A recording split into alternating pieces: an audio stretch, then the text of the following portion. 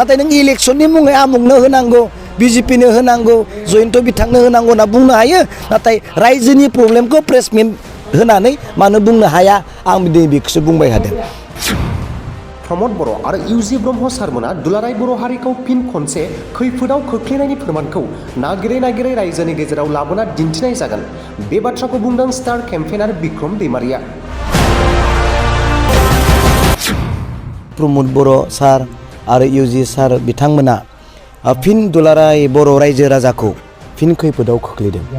बे खैफोदाव खोख्लैनायनि प्रमान पत्र फोरमानफोरखौ जों नागिरै होसो रायजोनो जों फोरमायनांगोन।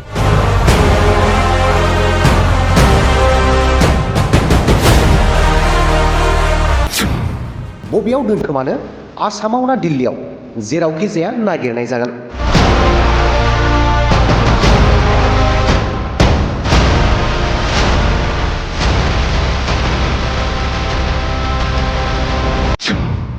बे फोरमानफोरखौ बबेयाव दोनखोमानो आसामाव दोनखोमानो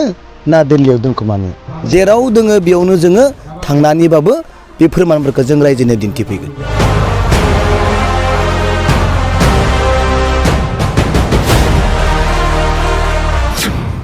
अरुणोदयखौ जेनेरेल साधारन मानसिया मोना होनना लिरनायानो दं।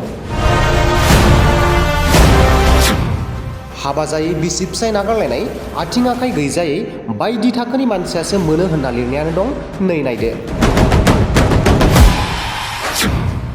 हौवा गारजाबाय बेसो मोनगोन जारा हिन्जाव आरो हौवा आलादा जाबाय बेसो मोनगोन आरो जाया हाबा जायाखै बेसो मोनगोन। दुलाराय बर' फरायसा आफादा प्रेस मिट खालामनो हायो इलेक्शनाव भटखौ सोरनो होनांगौ नाथाय स्कुल कलेज दानजानायफोरखौ सरकारि खालामला होननाय सैथो खोथाखौ रायजोनो खोन्थानो गोसो गैया। बा दुलाराय बर' फरायसा आफादा इलेक्शननि मुङै प्रेस मिट होनानै जे आमुक बिजेपिनि केन्डिडेट दिलीप शइकियानो भट होनांगौ होनना बुंनो हायो नाथाय बर' केन्डिडेट होनांगौ होनना बुंनो हाया आरो बिथांमोना प्रेस मिटनि गेजेरजों गावसोर थानायावनो स्कुल बेसेबांबा नै सनितपुर बिश्वनाथ निखलालाय मानि स्कुल दानजाबाय मिथिदो बेखौ मानो दिनै रायजोनो फोरमायना होआखै। बिपिएफ दोलोनि जानानै बिक्रम दैमारिनि थाद'नाय गैयै बिसायख'थि फोसावदिं मेल।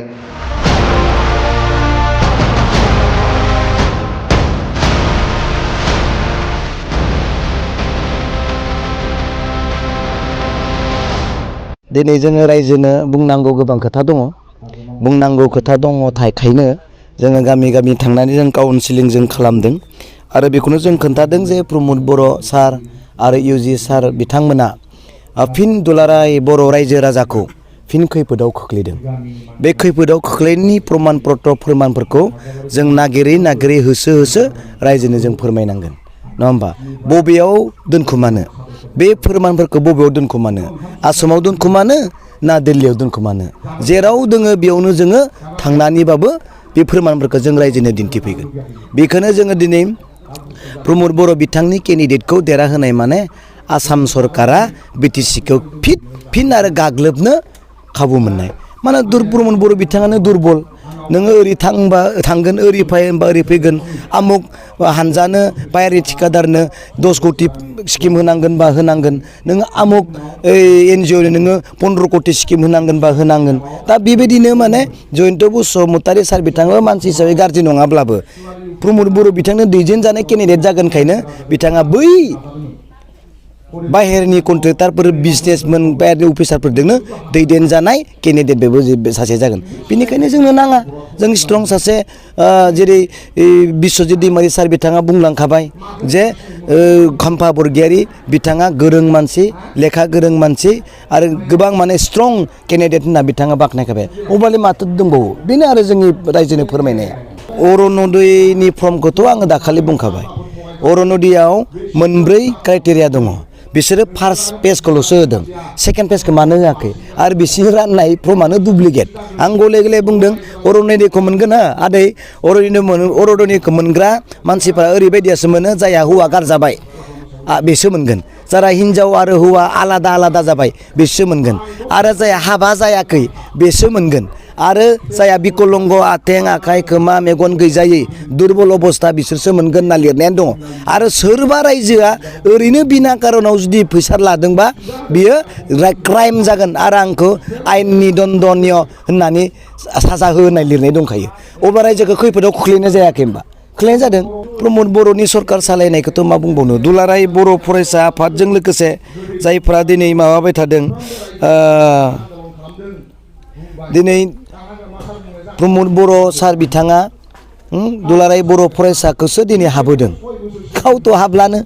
नङा होमबा गावथ' रायजोनि सिगाङाव हाबनोनो हाला नों मा होननानै हाबबावनो नोङो एकर्डनि नामाव नोङो रन्जन दैमारियाबो गलाब्ला एकर्डनि मुङाव नोङो सिमायाबो बारोबा एकर्डनि मुङाव नोङो स्कुल कलेजाबो जालाब्ला एकर्डनि मुङै नोङो कस फेक्ट'रियाबो जालाबा एकर्डनि मुङाव दिनै एनडिबिआबो खारग'लाबा एकर्डनि मुङाव नोङो फैसायाबो फैलाबा एकर्डनि मुङाव नोङो स्कुल कलेजाबो सरकारि जालाबा रायजो नों मा बुंबावनो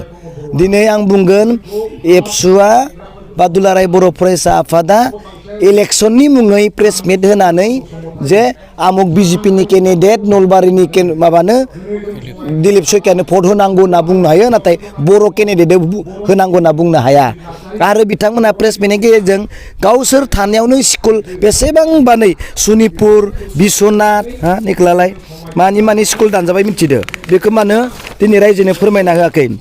नै सनितपुर राङापारा बिश्वनाथ सारियालि गहपुर धेमाजि जामुगुरि बेफोराव गोबां बर' स्कुलफ्रा दानजाबाय रायजोनो बेफोरखौ मानो फोरमायनानै होआ बिनि थाखाय माने प्रेस मिट होआ नङा होमबा दिनै नै दाखालि बावै आसाम सरकारा गले गले बुंनाय जायो जे नोंथांमोननि मोनसेबो कलेजखौ सरकारि खालामनो हाला होननानै लिरना हरनाय लेखायानो दंथारो बेफोर लेखाखौ रायजोनो मानो खोन्थानो हाया आं बेखौसो बुंबाय थादों मानो सिरि थादों नाथाय नों इलेक्शननि मुङै आमुकनो होनांगौ बिजेपिनो होनांगौ जयन्त बिथांनो होनांगौ होनना बुंनो हायो नाथाय रायजोनि प्रब्लेमखौ प्रेस मिट होनानै मानो बुंनो हाया आं दिनै बेखौसो बुंबाय थादों बे दायनिगिरि जायाखै होनबा नों बुंजाखागोन नों इलेक्शननि सोमोन्दै नोङो पेव बुंगोन नों रायजोआ स्कुल दानजाबाय